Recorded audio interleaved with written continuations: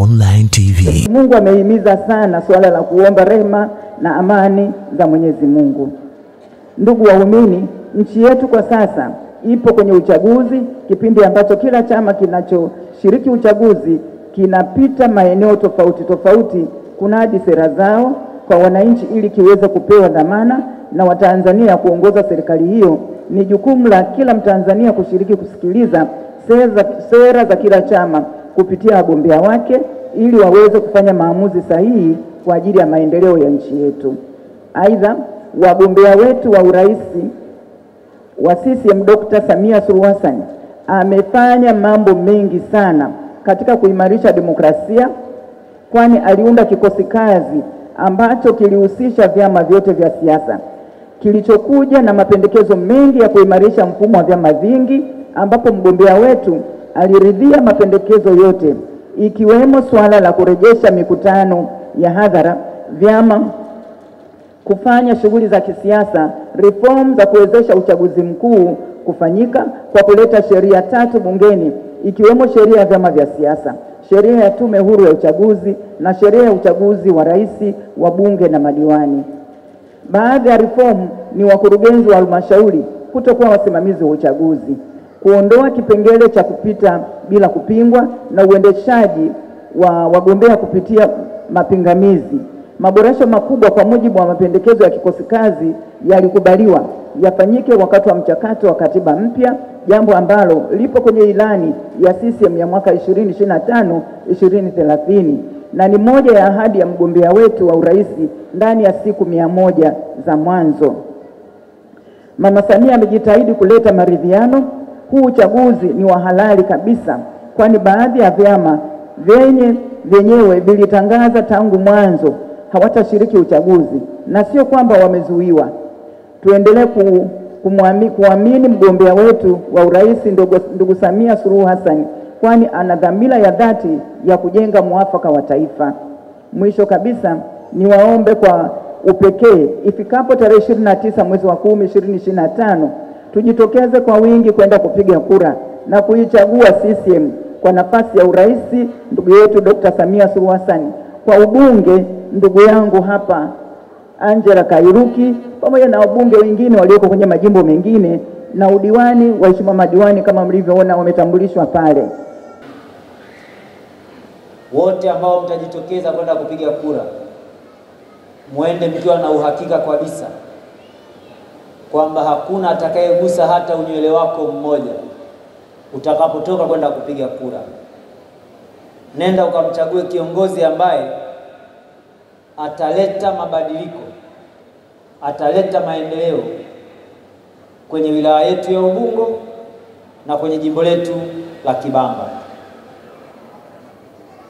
Sisi kama viongozi ambao Mheshimiwa Rais Dr. Samia Suluhu Hassan ametuamini na kutupa nafasi ya kuungana nanyi katika kuleta maendeleo, ahadi yetu kwenu ni kwamba tutashirikiana kwa karibu sana na viongozi ambao mtawachagua kama wawakilishi wenu.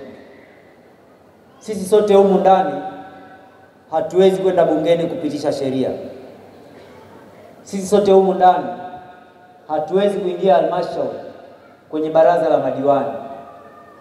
Ni lazima muwe na viongozi ambao wataenda kufanya maamuzi kwa niaba yenu, alafu sisi tusimamie maamuzi hayo.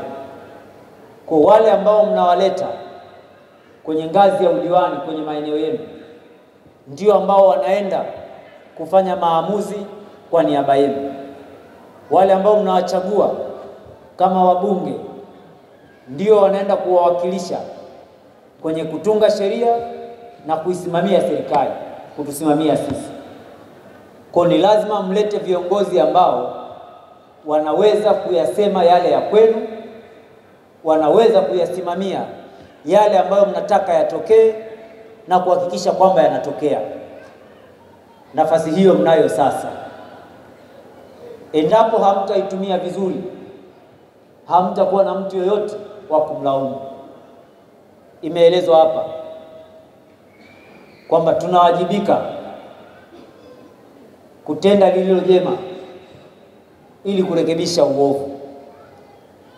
tunawajibika kumchagua kiongozi ambaye anabeba maono ya wana Kibamba, ya wana Ubungo. Kuna maeneo matatu au manne ambayo sisi katika ngazi ya wilaya tumeshayapokea, na mimi nimezungumza na baadhi ya wagombea ambao wengine wako hapa na wako tayari na wamenihakikishia ni masuala ambayo wanakuja kuyasimamia.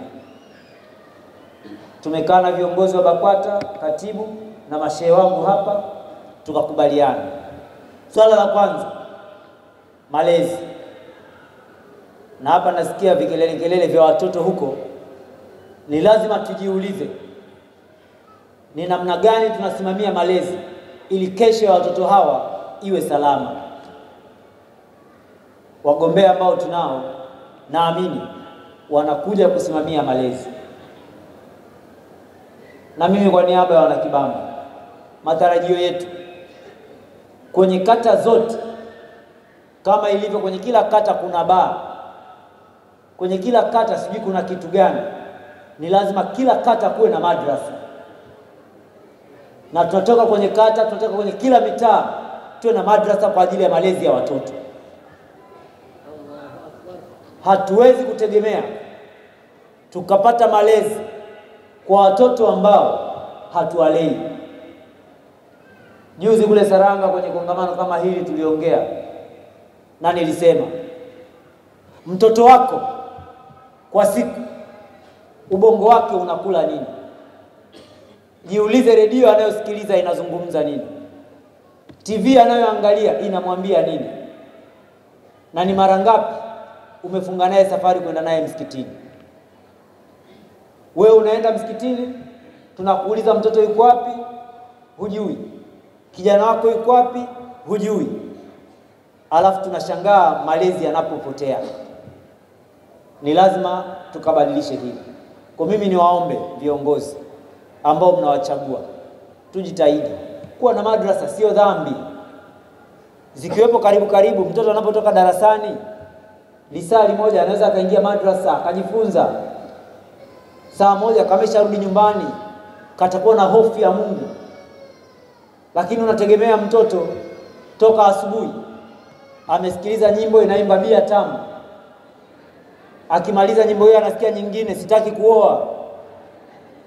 Anamaliza hapo anaambiwa heri kuwa single. Anamaliza hapo anaambiwa heri nikalale kidimbwi. Sasa malezi gani haya? KM Online TV.